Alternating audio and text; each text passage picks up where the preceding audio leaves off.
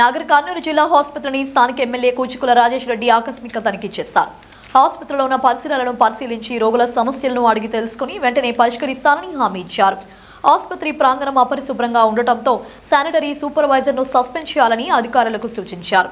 నాగర్ కర్నూలు జిల్లాలోని కల్వకుర్తి, అచ్చంపేట, కొల్లాపూర్, నాగర్ కర్నూలు నియోజకవర్గ కేంద్రంలోని జిల్లా హాస్పిటల్స్ కు ప్రజల రోగుల రద్దీ పెరుగుతుండటంతో స్టూడియో 18 న్యూస్ ప్రతినిధి ఆయా హాస్పిటళ్లను సందర్శించగా ఆసుపత్రి పరిసరాలు అపరిశుభ్రతకు నిలయంగా మారాయని, శుభ్రత లేకపోవడంతో రోగులు ప్రజలు ఇబ్బందులు పడుతున్నారని, డాక్టర్లు సరిగా ఉండడం లేదని రోగులు వాపోయారు. డెత్ సర్టిఫికేట్ కొరకు 4 రోజుల నుంచి తిరుగుతున్నా పట్టించుకునే నాథుడే లేరని, డాక్టర్లు అధికారులు నిర్లక్ష్యంగా మాట్లాడుతున్నారని మరికొందరు ఆవేదన వ్యక్తం చేశారు. అక్కడి సమస్యలను ఎమ్మెల్యే దృష్టికి తీసుకెళ్లగా స్పందించిన డాక్టర్ కూచుకుల రాజేష్ రెడ్డి హాస్పిటల్ని సందర్శించి చర్యలు చేపట్టారు.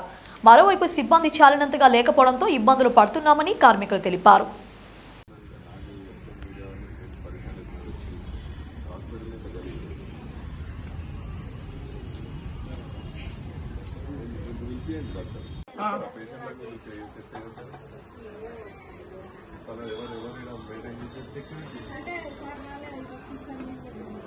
చెత్త వస్తుంది కాదు కదా, చాలా రోజులు వచ్చింది కదా.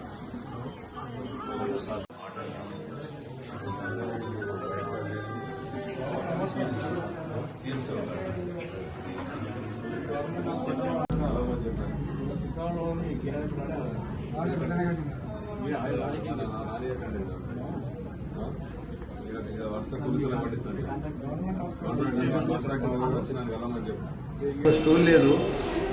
ఓకే, ఇప్పటికి 4 డేస్కి వెళ్ళి నేను తిరుగుతున్నా. ఈ ఆధార్ కార్డు కోసము 4 డేస్ తిరుగుతున్నా. 105లో ఇప్పటికీ ఎవరూ లేరు.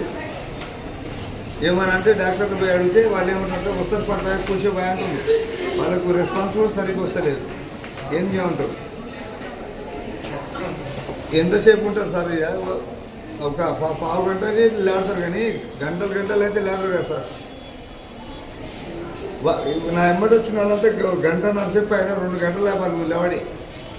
టిఫిన్ చేయకుండా ఏం చేయకుండా ఎంతసేపు అట్లా వస్తారంటే వాళ్ళకి కూడా టిఫిన్ చేయకపోతే కూడా వస్తున్నామనే టెన్షన్ ఒకటి ఉంది. ఇప్పటికి 4 డేస్ నేను రాబట్టి ఎప్పుడు వచ్చినా అది లాక్కుంటుంది.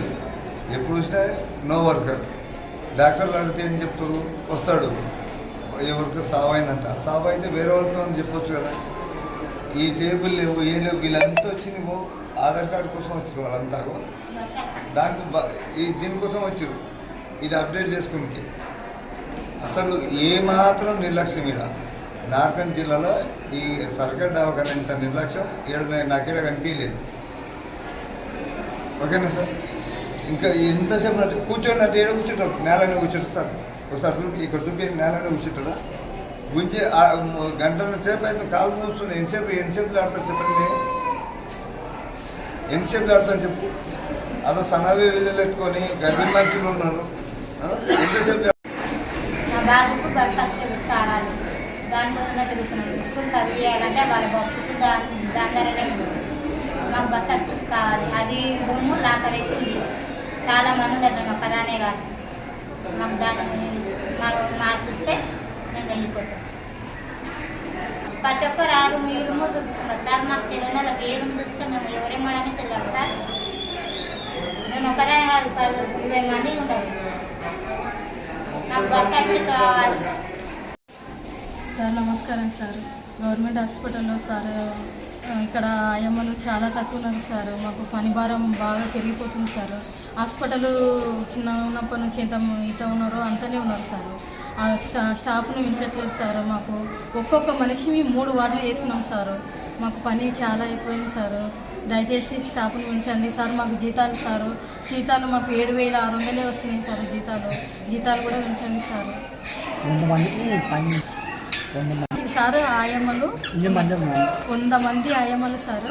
18 మందిలా నైట్ 4 పోతే, మధ్యాహ్నం 4 పోతే, కనుమ మందిని మొత్తం కింది నుంచి పై వరకు కొట్టిస్తుంది సార్. మాకు